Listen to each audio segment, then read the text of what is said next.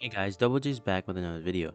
In this video we have another smartwatch, but this time we're moving to a whole nother company's ecosystem, Apple's, or more specifically the Apple Watch series. The watch we have here is an older one that was targeted to be sold at a lower price in 2020. But is this Apple Watch SE still worth it after 2 years? And that's what we will be uncovering in this video. So let's see what we get in the box. And compared to the newer watches that are being released, it's not much of a difference. You get the same vertical box as the Galaxy and the Apple Watch series, like the 7 and the 6, and you get the band that can be slid like so onto the watch. Very simplistic. And also there is the quick start guide.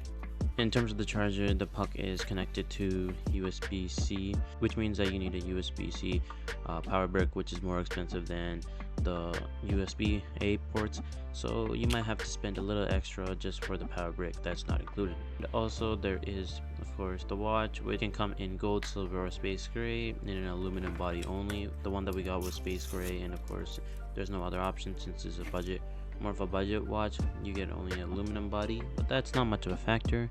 This watch was released back in 2020 alongside the Series 6 as a new lower costing Apple Watch for those who aren't planning on breaking the bank.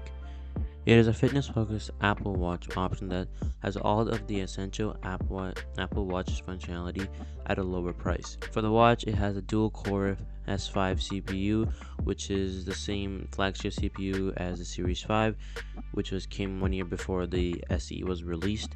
And you also get fall detection with the SE and irregular heart rate, rhythm notifications, and high and low heart rate notifications. But the reason for its lower price is because Apple uses cheaper, older components than the newer ones that started at almost double its price. This is seen with the iPhone SE, where it's basically a repackaging of an older watch model. And this is exactly what the Apple Watch SE is, because it's basically a repackaging of an older watch model, and this is why the watch is so similar in design to the Series 4.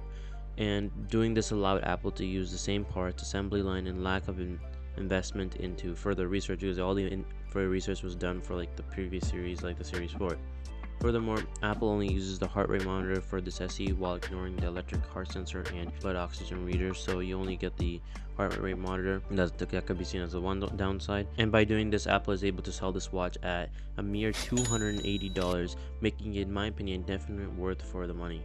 Now, it is true that you're getting better features such as more health information, always on display, and a more premium build on something such as the Series 7. You would also get a lot more screen real estate with the Series 7, which has its bezels width of 1.7mm when compared to the 3mm board of the SE, but I still think that the SE is still very good. You get the same shape with a digital crown on the side and a button under it, a great build to withstand damage, both physical and water, and it gets the job done without any lag or delay, since it does, as I said before, it has the flagship chipset of an Apple Watch Series 5. And for those worried about the battery life, Apple's goal for this watch is a battery life of still 18 hours, which is their goal of having an all-day battery life. And so for my final thought, I still believe that the SE is definitely worth the cost and much better than getting an older flagship. You don't miss any of the basic features, and although there are some advanced features that you're missing, I doubt an average consumer would even notice it as a critical factor. So this is it for today's video. If you liked the video, please make sure to like and subscribe, and peace.